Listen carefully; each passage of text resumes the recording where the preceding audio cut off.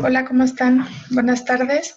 En esta clase vamos a revisar el tema de Configuration Management, un poco con un enfoque un poco diferente a la lectura que les compartí, un poco más holístico, un poco más general respecto también a procesos de las organizaciones, ¿no? Que a veces hacen que este tipo de disciplinas pues no fluyan como deben de ser o a veces ni siquiera están, digamos, implementados.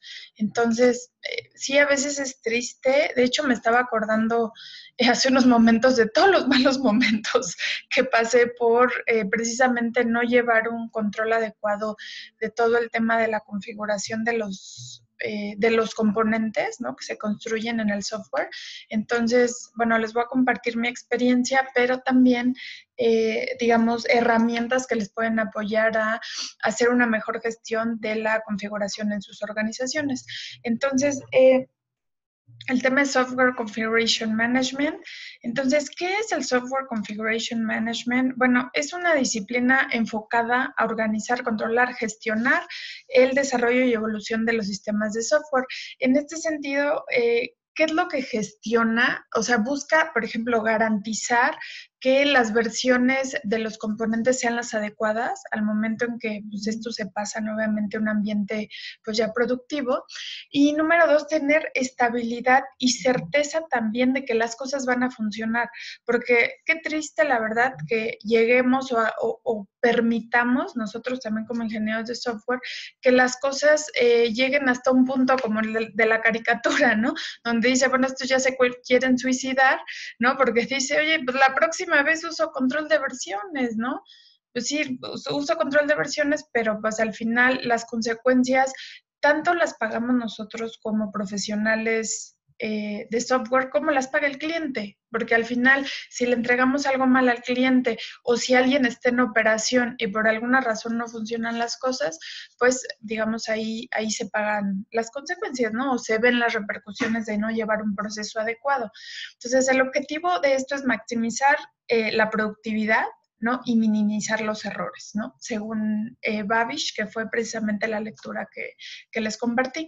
Entonces, la pregunta que yo les haría ¿es posible? O sea, ¿es posible evitar este tipo de situaciones, no? Por ejemplo, el ejemplo de abajo también me encantó porque dice, y ahí estaba Eugene, ¿no? En su computadora, con su inbox abierto buscando por el email, ¿no? Que tuviera la información que hiciera que todo estuviera, digamos, que todo volviera a la normalidad, ¿no? Eso pasa cuando estás, o eso se genera cuando estás en las crisis o cuando estás en un momento de crisis, pues tratas de encontrar las cosas y si de plano no tienes algo ordenado, ¿no? Que te permita encontrarlo, es muy triste y es aparte pues, tu ineficiencia, ¿no? Que no te permite avanzar en el momento de la crisis.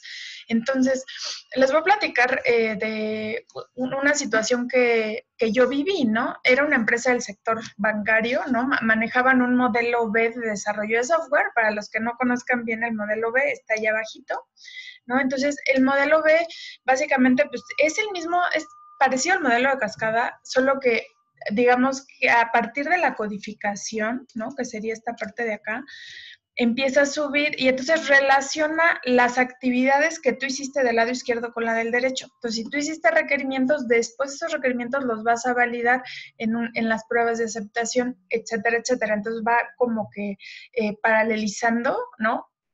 Diferentes actividades, ¿no? O vas validando entregables que generaste, artefactos que generaste en los requerimientos en las pruebas de aceptación, ¿no? Entonces, así funciona el modelo B.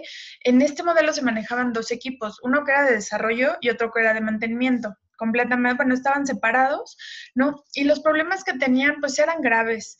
Uno, porque tenían cambios, por ejemplo, que habían liberado hace 6 meses y de plano no los podían pasar a producción.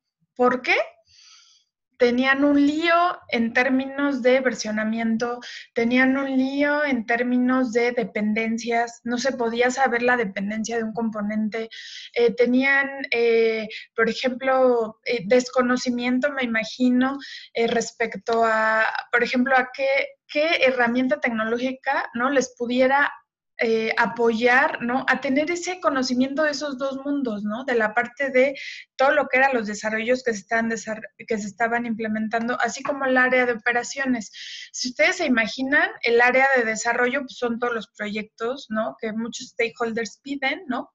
Que pudiera ser para la operación diaria, ¿no? De la organización o también para invenciones futuras, ¿no?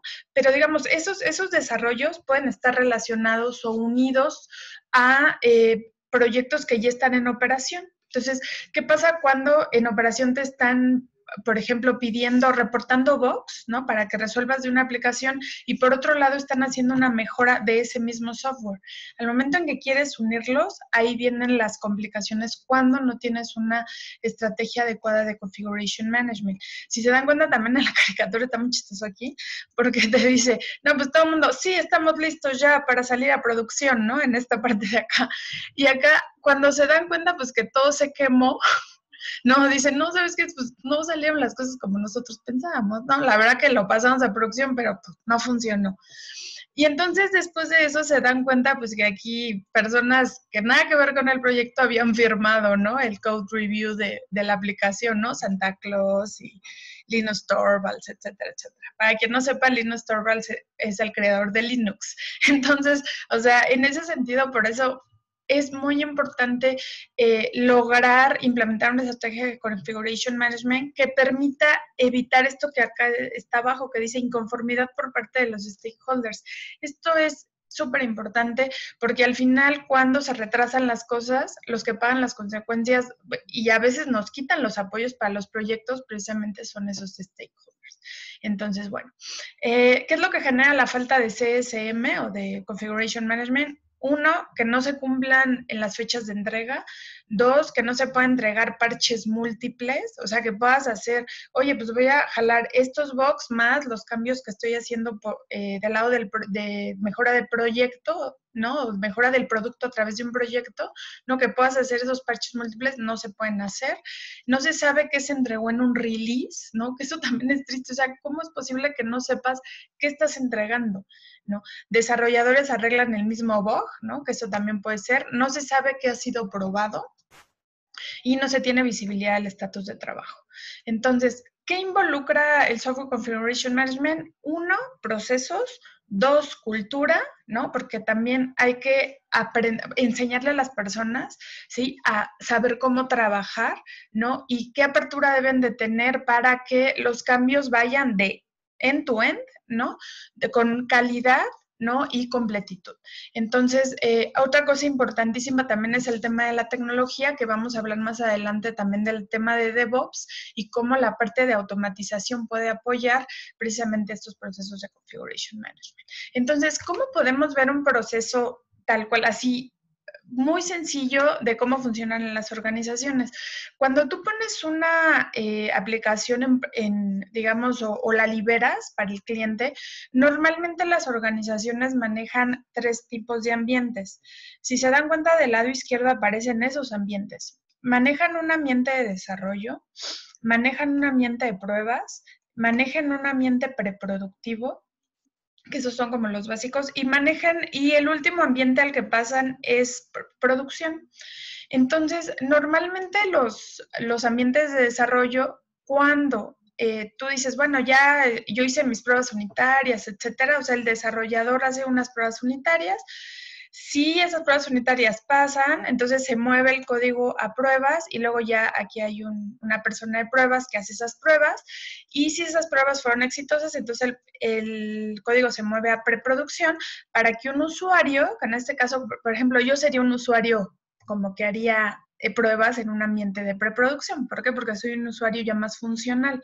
Entonces, un usuario, digamos, funcional como yo, pues ya entraría a preproducción. Si todo está bien, entonces ya se pasa a productivo, ¿ok? Entonces, eso sería como que a grandes rasgos cómo funciona. Ahora, en términos de operación, normalmente hay un área que se llama Service Desk. Service Desk lo que hace es precisamente recibe los cambios. Él puede recibir cambios de diferentes lugares, ¿no? O reportes, ¿no? De algo que está pasando con la aplicación de diferentes lados. Una es, podría ser, por ejemplo, cambios regulatorios, que a veces, ¿qué pasa si cambian la ley de cómo se calcula el impuesto sobre la renta de X cosa, ¿no? Y eso afecta al sistema. Entonces, ese tipo de cambios regulatorios podrían afectar al sistema, entonces Service Desk debe de tener como claro pues qué tipo de cambios son y registrarlos, ¿no? Número dos, actualizaciones tecnológicas, ¿no? Que pudiera ser que si requieren, si se requiere hacer una actualización tecnológica, pues que hay que levantar un ticket, hay que avisarlo y Service Desk también requeriría pasarlo, ¿no? O tomarlo como en su lista de cosas que hacer para que, digamos, esa petición se pueda atender.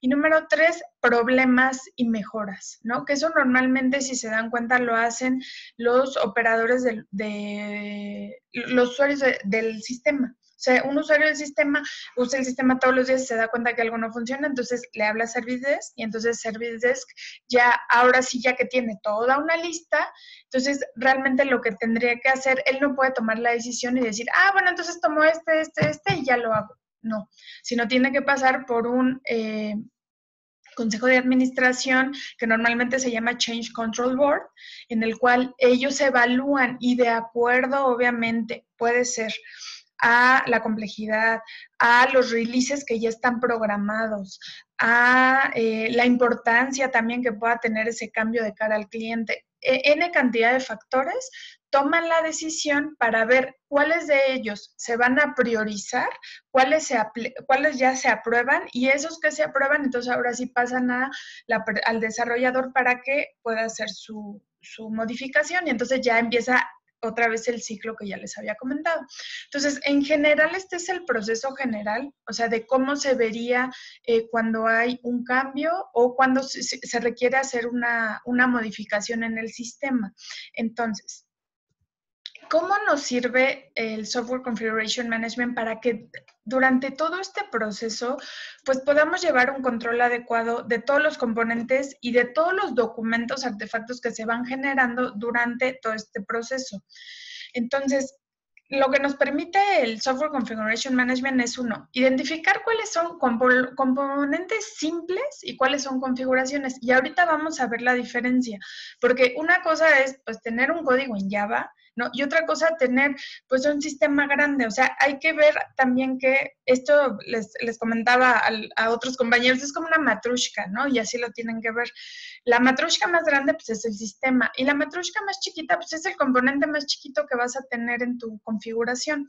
Entonces, lo importante o las preguntas importantes que hay que resolver acá es, o que hay que saber responder es, ¿esto funcionaba antes y qué pasó? O sea, si tú pasaste un sistema a producción y antes no funcionaba, ¿no? Antes funcionaba y ahora no, entonces tienes que decir, pues, ¿qué fue lo que pasó? O sea, ¿por qué ya no funciona? Otra es saber si tienes la última versión. Otra es si te levantaron un ticket y se resolvió.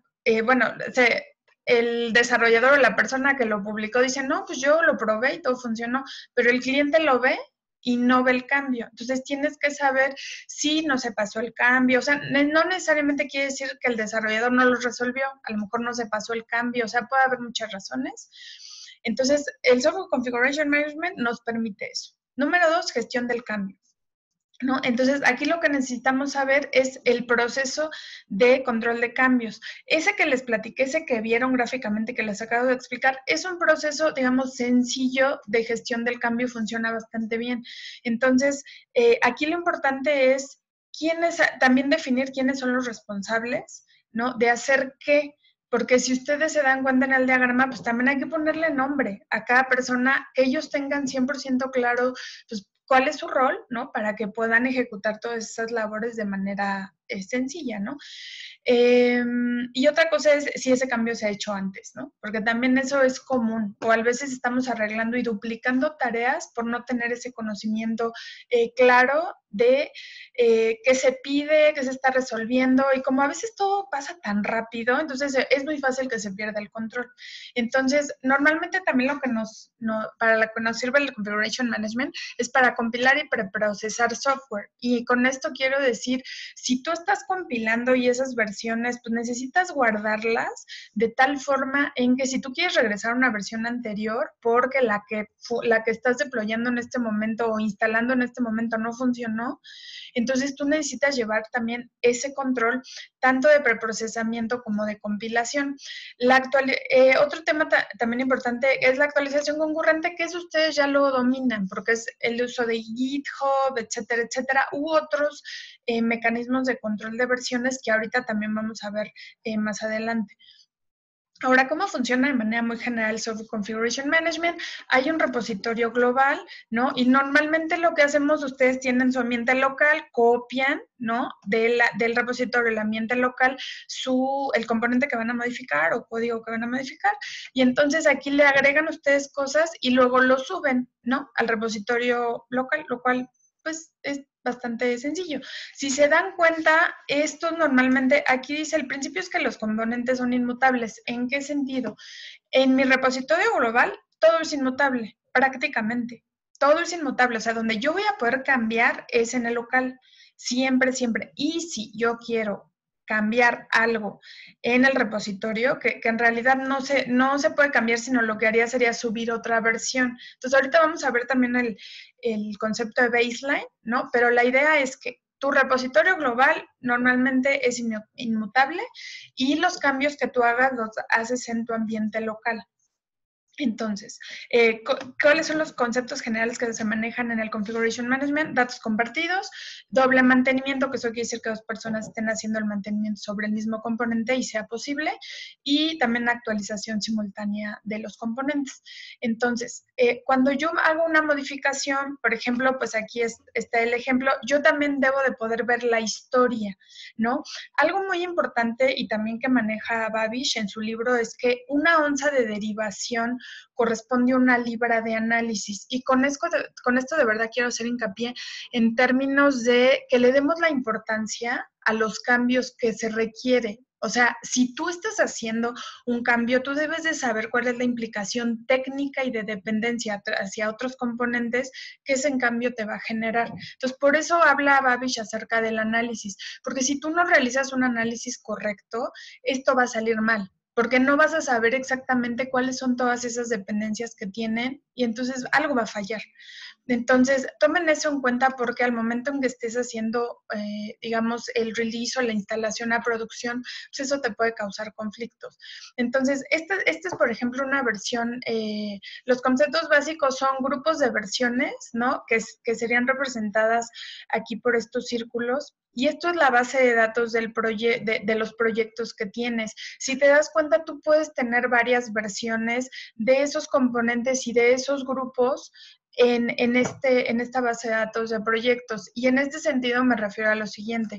Si tú tienes, digamos, este es un componente y este tiene la versión A, B, C, D, bueno, la versión 1 del componente A, B, C, D, E, ¿no? Pero tienes una versión B de este componente del que está abajo, ¿no? Tienes una versión 2. Entonces, tú pudieras crear otro de este circulito, ¿sí? Que sería como otra versión de estos componentes porque es una combinación diferente. Como estás haciendo, pueden ser los mismos componentes, pero con que varíe una versión, ¿no? De alguno de estos cuadrados, entonces eso ya te hace o te genera un nuevo grupo de versión. Entonces, eso es algo también que vamos a empezar a manejar. Normalmente el ambiente de trabajo es lo mismo, o sea, tú tienes un repositorio de proyectos y normalmente lo que haces es bajas versiones y de este lado lo que haces es en tu ambiente privado, haces las modificaciones. Ahora, normalmente este tema de las versiones se maneja también a través de árboles o estructuras que ustedes van a poder ver, en donde si tienes una versión 1.1 de un componente, puedes tener la versión 1.2 y después puedes tener como branches o divisiones. Puede ser que este componente lo cambiaste por alguna razón, ¿no? Y después ese componente entra, digamos, o puede ser utilizado o puede ser, se puede ser modificado, ¿no? Hasta llegar a un componente 3.1, que a lo mejor podría ser la combinación entre el 2.2 y el 1.211. O sea, los componentes pueden tener varias branches y después ya, después de que tuvieron modificaciones por separado, después pueden llegar y bifurcarse, ¿no? Y generar un componente, ¿no? Que venía de toda esa modificación o historia de modificaciones que se hicieron de los componentes. Entonces, algo muy importante aquí es poder ver qué diferencias había entre todos esos componentes y después precisamente hacer el tema de la integración de ramas o el merge. Entonces, esa es la estructura de datos. Normalmente la información que nos interesa de los componentes es quién, cuándo y por qué hizo ese componente. Y lo que es importante también es saber de métricas, o sea, cuánto tiempo le tomó, ¿no? O cuánto tiempo, también eso se los comentaba alguno de sus equipos en términos de resolución de issues, cuánto tiempo te tomó hacer a lo mejor una modificación sobre ese componente, porque al final eso es pues tiempo, ¿no? Y eso también es parte de los planes de trabajo o al momento en que ya estás en operación, porque ahí no tanto son planes de trabajo, sino es operación continua, ¿no? Pero ahí lo que te interesa es cómo vas resolviendo las cosas y cuánto tiempo te va tomando resolver algo. Entonces, bueno, esa sería como la información importante. Y en términos de identificación, o sea, queremos saber cuál es la versión de cada componente, no importa si es un archivo de texto, un código objeto o parte de una configuración más grande o a lo mejor si lo hiciste en un papel, ¿no? Que puedas tener de alguna forma esa información, que lo escanees y vayas manejando versiones, ¿no? Ahí lo importante es que puedas identificarlo. Y otro tema también es, por ejemplo, si tú tienes un sistema, ¿no? Aquí normalmente el concepto que se maneja para que tú puedas identificarlo es el concepto de build file, que el build file es un archivo de construcción que normalmente se usa en los sistemas, ¿no? Y que tiene adentro varios componentes, ¿no? Y ahí puedes saber exactamente cómo fue su derivación, cómo se unieron, etcétera, etcétera, ¿no? A través de ese archivo te va a dar esa información, ¿no? Y entonces normalmente es importante asociar precisamente ese build file que tiene todas esas relaciones con un bill of materials, que es básicamente todos los componentes que tú tienes en ese sistema, ¿no? Y ya con, digamos, ese bill of materials va a tener como que toda la descripción del build file y de las relaciones, ¿no? Que se generaron para poder llegar a esa versión final del producto, ¿no? Eso también es muy importante. Ahora, llegamos al tema de líneas base. Una línea base pues, es una configuración de referencia que llamamos estable, ¿no? Por un periodo de tiempo, relativo a los trabajos de los programadores que normalmente están haciendo por separado. Entonces, ¿cómo funciona esto? Acá arriba están los documentos. Si se dan cuenta, están como organizados por el ciclo de vida del proyecto. Entonces, yo podría tener un documento de aprobación, un documento de requerimientos de negocio, uno de requerimientos de software, los casos de prueba, o el product backlog, ¿no? Que ustedes ya conocen, el módulo tal cual en código, en C++, y finalmente la configuración del servidor. Si se dan cuenta, todos esos son documentos, ¿sí? Tal cuales, o también puede ser código, ¿no? Que se está generando. Entonces, lo que yo hago es, pues, genero un baseline, y ese baseline quiere decir, estas son versiones del documento. Sin embargo, si yo hago un release quiere decir, digamos, esa versión de grupo, ¿no? Que yo puedo hacer esa combinación de componentes que yo puedo tener de ese sistema. Yo puedo decir que en mi release 0.1.0, ese release integra la versión 1.0 del servidor de configuración, más la versión 1.3 del módulo de C++, más la versión S03 del product backlog, etcétera, etcétera, ¿no? Entonces sigo la línea y ese es mi baseline. si yo en algún momento quisiera cambiar algo sobre ese baseline, entonces yo sabría que tengo estos componentes asociados, ¿no? Y entonces pues ahí ya puedo empezar a hacer mis modificaciones. Cabe mencionar que si se dan cuenta los releases pues van teniendo versiones más nuevas de los componentes, lo cual pues, es muy interesante y pues es algo súper útil, ¿no? Porque esto te va diciendo pues cómo se van moviendo, o cómo van evolucionando cada uno de los componentes. Cuando tú tengas tu última versión, normalmente en todos los equipos de trabajo, casi en todos los equipos de trabajo, eh, agarras la última versión y sobre esas modificaciones. Pero imagínense el siguiente escenario. Si tu release 1.01 tiene bugs y tú precisamente, que era el escenario que les comentaba del proyecto, digamos, de la empresa con la que trabajé, ellos tenían releases en 1.01 que tenían bugs. Entonces había gente que sobre este branch o sobre este baseline estaban estaban resolviendo bugs, ¿no? Resolviendo bugs. Y entonces este release de acá, digamos, digamos, los que estaban haciendo mejoras, estaban trabajando sobre otro release, ¿no? Que a lo mejor pudiera ser uno más antiguo que este, ¿no? Que tuviera otra versión de estos componentes. Y entonces el tema era que cuando ellos quieren hacer merge de los dos cambios, o sea, uno, o los que están haciendo el proyecto, ¿no? Que a lo mejor están en otro branch más antiguo de este, o sea, este branch debería estar como más arribita, ¿no? Teniendo uniones a componentes más viejitos.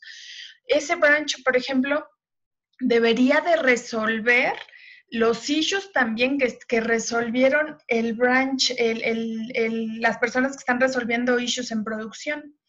Porque si no, cuando tú liberes esa mejora del módulo que estás haciendo, entonces ni modo que dejes fuera digamos, los issues que ya se están resolviendo a través del otro branch de la aplicación. Entonces, esos son del tipo de temas pues, que Software Configuration Management te hace resolver de forma más sencilla, ¿no? Entonces, ¿cómo hacemos? ¿Cuál es el proceso general de la gestión de la configuración?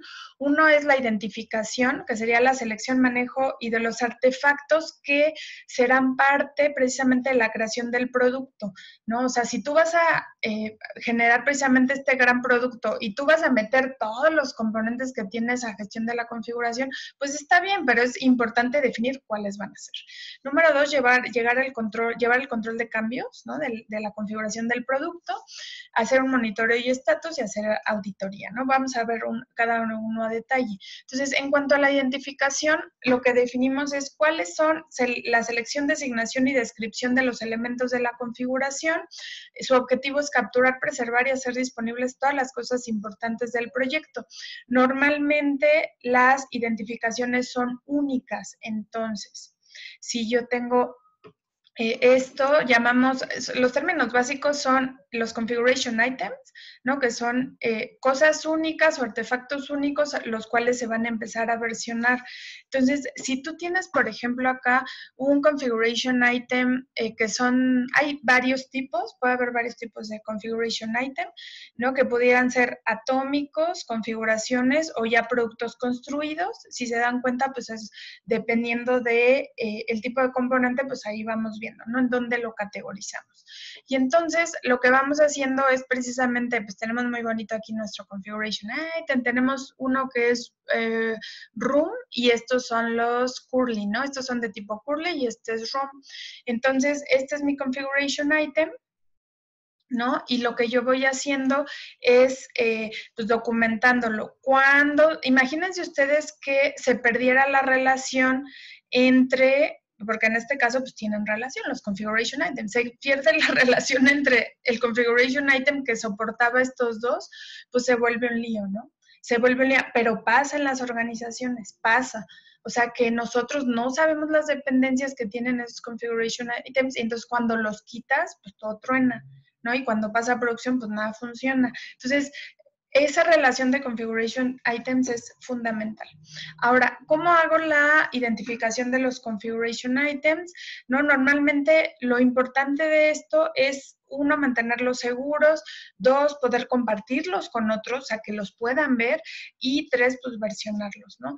¿Cómo manejas normalmente los configuration items? Pues tienen nombre único y también los puedes manejar por metadatos. Y con metadatos me refiero a todo lo que caracteriza a un configuration item, pues toda esa información debe de estar restringida y documentada en algún lugar, ¿no? Guardada, almacenada. Entonces, normalmente podemos hacer trazabilidad, como ya les mostré, a través de versiones o a través de dependencias y relaciones, ¿no? Que una sería trazabilidad horizontal y otra vertical.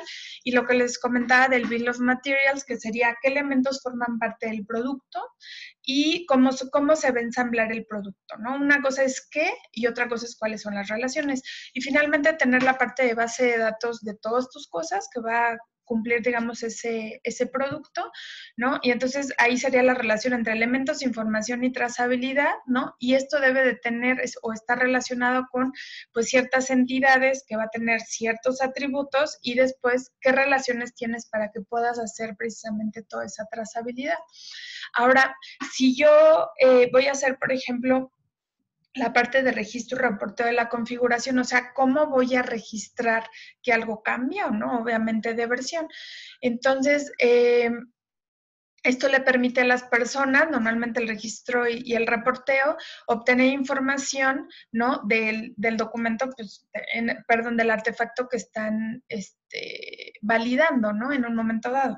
Entonces, algo que muy importante es, por ejemplo, definir qué preguntas requieren ser contestadas, ¿no? Al momento en que yo registro un configuration item, ahí cuando tú estás definiendo un mecanismo de registro de algún componente, ¿no? Es muy importante que te preguntes, oye, ¿qué me pueden preguntar a mí, ¿no? De este componente, o qué requiero saber de este componente, ¿no? De cara a mi proceso de desarrollo final.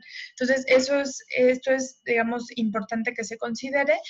Y también ver la visión global, o sea, que le puedas preguntar a diferentes personas qué les interesa conocer de ese componente. O sea, a una persona que trabaja en desarrollo le va a interesar ciertas cosas, pero a alguien que esté en operación diaria le van a interesar otras cosas. Entonces, esa es como la parte importante, conocer la perspectiva para que al momento en que tú vayas registrando todo lo que necesitas de ese componente, pues cubras las necesidades de toda la gente que usa ese componente.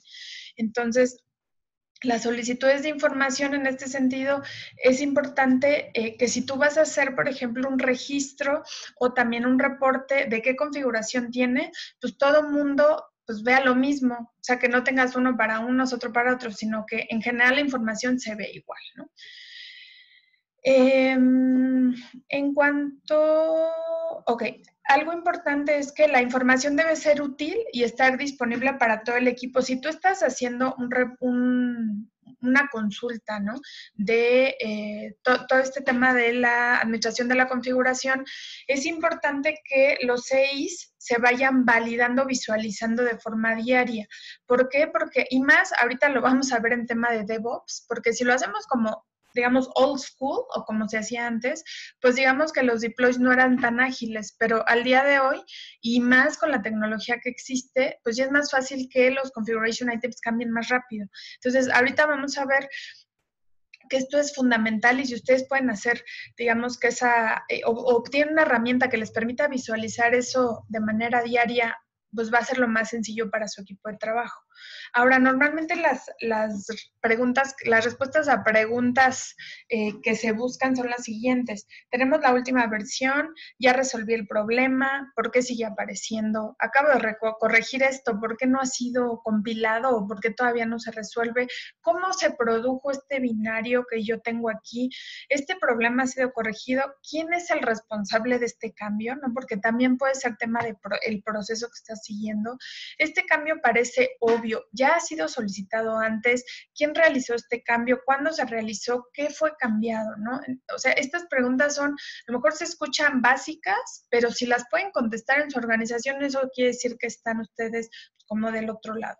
Ahora, si yo voy a llevar un control de la gestión de la configuración, entonces normalmente Lo que implica eso es que yo puedo hacer una propuesta de evaluación, coordinación, aprobación o desaprobación de los cambios.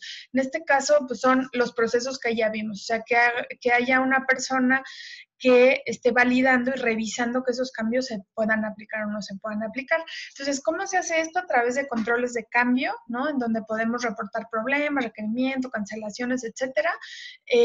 Estos son generados normalmente o por testes, por clientes o por proveedores, y normalmente aquí voy a hacer hincapié esto porque dice, debe contener toda la información necesaria para el cambio. O sea, ¿qué es lo que pasa? Te ponen, a veces así funcionan las organizaciones, te suben un cambio pero ni siquiera te dan información completa, o en las organizaciones no se define un mínimo estándar de información que te van a compartir precisamente para que tú puedas hacer esa validación, ¿no? Puedas resolver el problema. Entonces, si te dan información incompleta, ¿cómo vas a resolver el problema? O sea, simplemente no se puede. Entonces, esto, digamos, es parte fundamental. Y finalmente, el proceso de cambios, que normalmente tiene un filtro inicial. Como les comentaba, es importante hacer un análisis de impacto y ya después ir con un control board, que el control board lo que hace precisamente es te analiza y dice, ok, esto por prioridad, ya sea del cliente o interna, toma la decisión de qué cambios son los que se van a pasar al ambiente correspondiente. Entonces, aquí está, normalmente el Change Control Board tiene reuniones regulares, ¿no? Se preparan los change requests antes de la reunión, o sea, se van y se analizan change requests específicos, o sea, no van y dicen, pues o sea, ya viene toda la información para que ellos puedan exactamente ver las implicaciones. Normalmente a veces ellos no conocen las implicaciones, sin embargo, hay expertos que sí. Entonces, suelen invitarlos a las reuniones para que puedan hacer sus validaciones de cuáles son las implicaciones de este cambio, etcétera, etcétera. Entonces, es presidido normalmente por un líder y que tiene poder dictatorial. Entonces, normalmente de estas reuniones salen cuáles son los change requests aprobados, cuáles son los change requests rechazados, cuáles son los change requests descartados y cuáles son los change requests escalados, ¿no? Entonces, porque hay algunos que se escalan dependiendo de la complejidad. Entonces, si yo hago eso, pues ya sabemos cómo hacer identificación, control y registro y reporteo de todo lo que es administración de la configuración. Otra parte importante sería también el tema de la auditoría. Entonces, normalmente se tiene que hacer auditoría para ver si los procesos se están llevando correctamente. A veces hay cosas como acuerdos contractuales o estándares que se deben de cumplir. Si estás hablando, por ejemplo, de estándares ISO o de estándares de seguridad, a veces hay documentos que simplemente pues, tienen que cumplir con esos estándares de seguridad. Entonces, si tú tienes ese versionamiento, digamos, 100% alineado, ¿no? Entonces no va a haber ningún problema. Normalmente también se hace verificación, el producto, por ejemplo, el producto de Configuration App, ahí cumple con lo que se solicitó, eso también es importante, ¿no? Que se haga ese tipo de validación, el proceso siguió las reglas adecuadamente, ¿no? Antes de que el producto sea aceptado a la línea base, ¿no? Porque al final ustedes saben que la línea base pues, es algo estable, ¿no? Entonces, una auditoría de configuración normalmente actúa precisamente como una puerta de calidad, o sea, para que no cualquier cosa pase. Entonces, en la línea base normalmente es algo que requerimos mantener fijo por un tiempo, algo que tiene un nombre y que podemos regresar a él en algún punto del tiempo, y algo que tiene una calidad específica y algo que cuando es modificada, pues se debe de realizar con mucho cuidado, ¿no? O sea, yo bajo, normalmente sí voy a modificar algo que esté en la línea base, entonces bajo la línea base, lo modifico y luego vuelvo a subir, que normalmente pudiera ser un release, ¿no? También, que ya sería como una versión nueva de esa línea base que inicialmente se tenía instalada. Entonces, ¿cómo funciona un release management? O que ya sería prácticamente la última parte.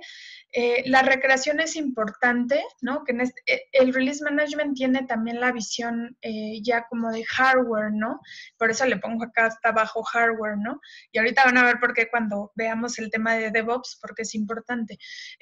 La recreación, a final de cuentas, de cuáles son mis configuration items, cuáles son las opciones que tengo, qué herramientas estoy utilizando, porque a veces si utilizas un compilador o un IDE, ¿no? Dices, no, es que sí compilaba cuando lo hice con el IDE tal, porque tenía la versión de Java tal, pues sí, pero hay que saber exactamente qué versiones, incluso tener esas versiones de esa herramienta, la debes de tener respaldada o en algún lugar configurada, de tal forma en que cuando quieras poner un ambiente igual, lo puedas hacer, ¿no? Sin ningún problema. Entonces, bueno, esto es normalmente lo que se maneja en un release, también se manejan líneas bases, ¿no? Para el proyecto, los bill of materials, y normalmente ya es sencillo con herramientas hacer todo lo que es el control de versiones, ¿no? Entonces, ¿cuáles son los roles normalmente que involucran el Configuration Management? Usuarios de Configuration Management, que son desarrolladores, líderes, testers, clientes, y diseñadores de Configuration Management, que normalmente te hacen los procesos y herramientas, así como el personal técnico de Configuration Management. ¿Cómo lo haces? Normalmente si hay herramientas tecnológicas, pues hay personal que las va a mantener, entonces esas serían las últimas. Y hay otros, por ejemplo, los diseñadores de procesos de SM, en algunas herramientas ya también te permiten poner todo, reglas de negocios de todos los procesos para que sepas si se puede hacer una autorización manual sin que requiera un humano estar involucrado, ¿no? Si hay ciertas validaciones que se puedan automatizar también para que, digamos, el deploy pueda pasar directo, ¿no? Entonces, ese tipo de cosas son importantes también que se consideren. Y finalmente, pues hay diferentes herramientas de automatización, ¿no? En este caso les pongo algunas, como es el IBM ClearQuest, ClearCase y ClearQuest, perdón.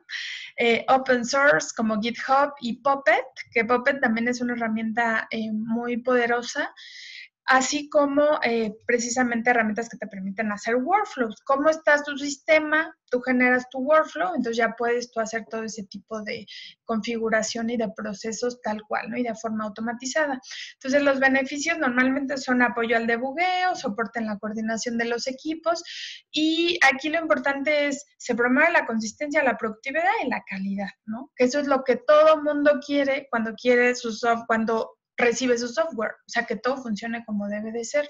Y también los programadores, pues lo que queremos es eso, ¿no? Que si entrego, pues esté bien mi software, ¿no? O sea, que no tenga yo quejas a lo mejor de cosas que yo sé que sí funcionaban.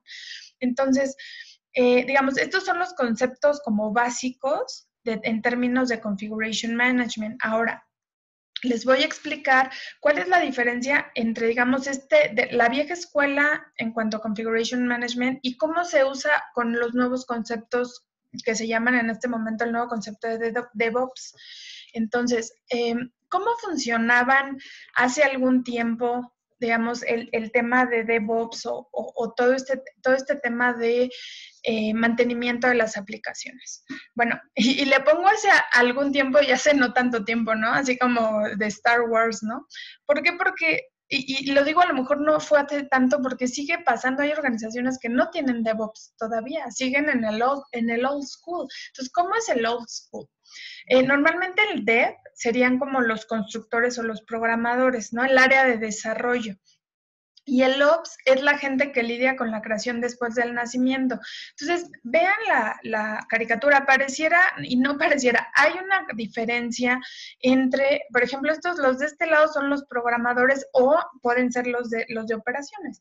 Lo que pasa ahí es que son áreas que están separadas y son áreas que dicen, pues no es mi problema. O sea, si en operación está pasando eso, pues no es mi problema, ¿no? Entonces, eso es algo pues que normalmente en las organizaciones pasa y que no hace que a lo mejor la gestión y el mantenimiento de las aplicaciones pues sea el adecuado, ¿no? Y que tampoco los procesos de administración de la configuración sean ágiles. Entonces, eso es lo que, digamos, la vieja escuela. Sin embargo, hay necesidades, ¿no? Que las organizaciones y en general requieren ahorita, como cuáles. Hay, por ejemplo, las empresas tienen equipos distribuidos con proyectos muy grandes, con millones de líneas de código. Los tiempos de vida de los productos ya cada vez son más cortos, o sea, nos piden cambios muy rápidos. Dos, los mismos clientes ahora están en diversos países, ¿no? Que hace también, complica las cosas. Hay siempre un time to market, en cuestión de, oye, es que si no termino esto, si no libero esto, pues ya no soy competitiva, o sea, ya no tengo una ventaja competitiva. Entonces, las organizaciones buscan eso, ¿no? También que sus procesos, tanto de desarrollo como de mantenimiento, pues sean ágiles. Y finalmente el desarrollo mezclado, ¿no? Que a veces trabajas con gente interna y externa y eso también hace que o requieres que sea de forma, pues, mucho más ágil. Ahora, la pregunta es, ¿el modelo anterior apoya las siguientes demandas? ¿No? O sea, el que vimos acá. Pues no, o sea, no, porque esta falta de comunicación, esta falta de compromiso, pues hace que no las cumpla, precisamente. Entonces, ¿cómo funciona DevOps? DevOps funciona con tres partes fundamentales. Una es la ingeniería de software, que sería pues, el área, bueno, no voy a decir área, sino las personas que ven la parte de ingeniería de software. Número dos, las personas que ven la parte de tecnología de operaciones y las personas que ven la parte de aseguramiento de calidad. Sin embargo, si se dan cuenta, DevOps, pues ahí están todas. Ahí están todas, o sea, lo que queremos es cerrar, o lo que busca DevOps es quitar esos hilos, o sea, decir, yo hago esto, yo hago esto, yo hago esto, sino decir, a ver, todos lo hacemos para que el producto end-to-end salga hasta producción sin issues, ¿no? En este caso, y con el soporte tanto de la persona que lo construyó como de la persona que lo va a mantener. Entonces, su definición sería, es un método de desarrollo de software que promueve la comunicación, la colaboración, la integración entre desarrolladores de software y los profesionales de operaciones de TI. Ahora, ¿cómo opera DevOps? Se apoya en la cultura y el enfoque ágil, ¿no? O sea, se apoya en la iteratividad, en que es incremental, en que se adapta, ¿no? En los ciclos cortos de desarrollo y también se enfoca en la calidad. Normalmente, pues es como la calidad, pero como parte cultural, ¿no? O sea, tú siempre vas a hacer tu mejor esfuerzo para que las cosas salgan bien, no importa de qué lado estás o qué rol tengas. También, y otra cosa muy importante que aquí es como el punto de quiebre, ¿no? En cuanto a cómo se hacían las cosas antes y cómo se hacen ahora. El concepto de la infraestructura cambia o su relación con la infraestructura. ¿Por qué? Porque la infraestructura es vista ya como código. O sea, la infraestructura es, digamos, se versiona así como si fuera o el Software Configuration Management del software, así se aplica para la infraestructura, para el hardware también.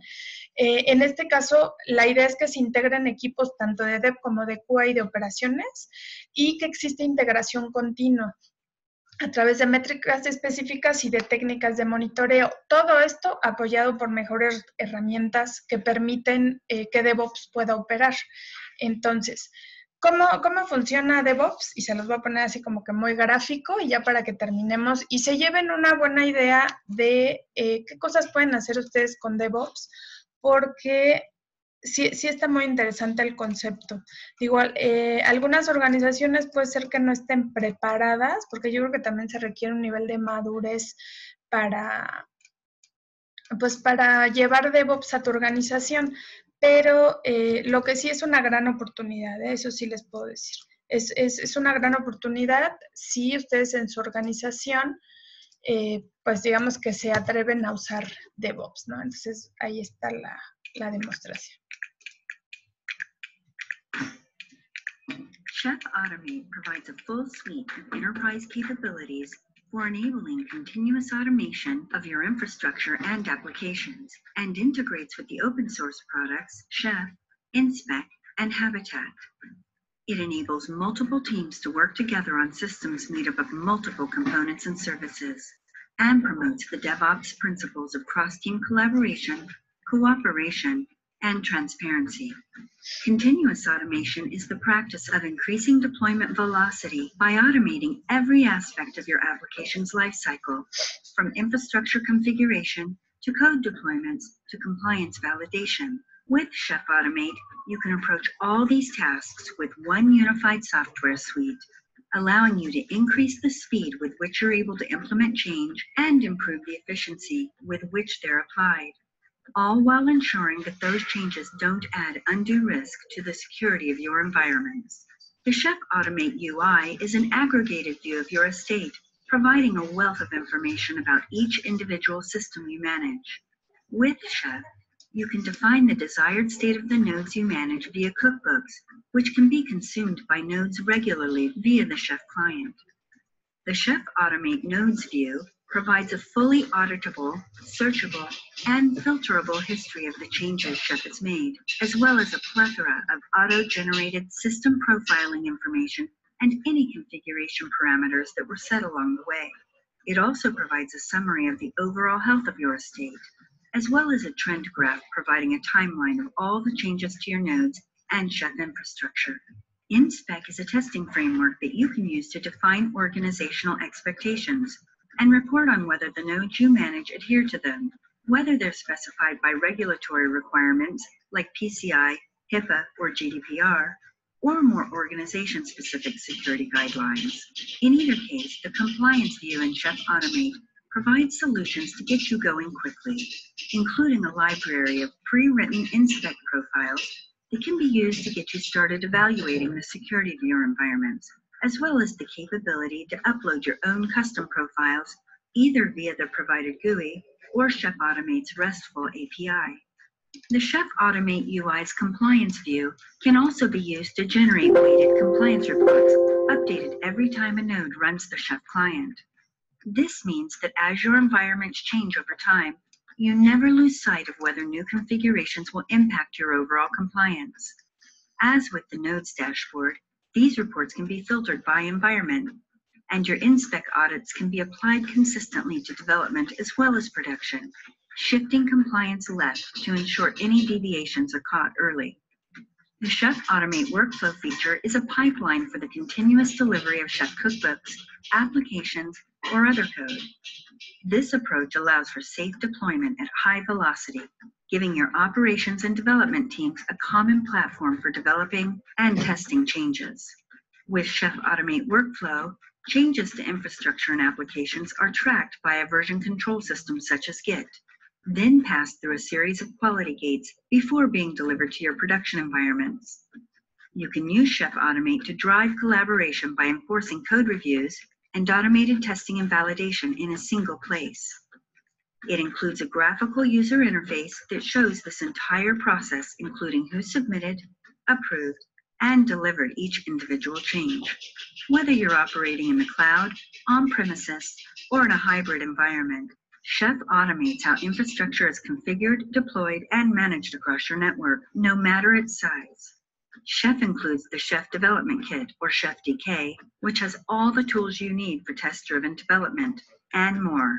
Habitat is an open source project from Chef and is a new approach to automation that focuses on the application instead of the infrastructure it runs on. With Habitat, the apps you build, deploy, and manage behave consistently in any runtime, bare metal, VMs, containers, and platform as a service. Get more information on Chef Automate at learn.chef.io. Ok, pues, bueno, no sé cómo lo hayan visto, yo de verdad, véanlo otra vez, digamos, ahí está la liga, se las dejo en la presentación, pero para mí fue, pues digamos, es maravilloso lo que ya las herramientas al día de hoy pueden hacer. Entonces ya no es necesario que ustedes hagan, digamos, o que tengan que hacer cosas de forma manual, ¿no? Lo cual hace, déjenme nada más les dejo de compartir mi pantalla. Ok. Muchas organizaciones todavía siguen haciendo las cosas de forma manual. Entonces, la idea también es que con estas herramientas, pues ustedes hagan, digamos, se les haga más fácil, ¿no? Hacer todo este proceso de Software Configuration Management y que vean también ya o vayan aplicando toda esta tecnología o también esta disciplina de DevOps, de tal forma también en que hagan su vida más fácil, ¿no? Porque normalmente ahora ya las aplicaciones pues ya están enfocadas a eso, y más porque ahorita ya el desarrollo ágil pues ya llegó hasta la infraestructura. Entonces, si ustedes pueden aplicar esos, digamos, toda esa información y toda esa, digamos, toda esa disciplina que ya está tan desarrollada y todas estas herramientas también las pueden utilizar, pues van a hacer más sencillo todo ese proceso. Entonces, espero que les haya servido esta clase para, pues, digamos, hacer más sencilla esa parte y esa información y tener una visión clara también de qué implica la administración de la configuración en las organizaciones y pues nos estamos viendo, ¿no? Cualquier cosa o cualquier duda que tengan, pues estoy yo a la orden, ¿no? Que estén muy bien. Gracias, vean su videíto. Adiós.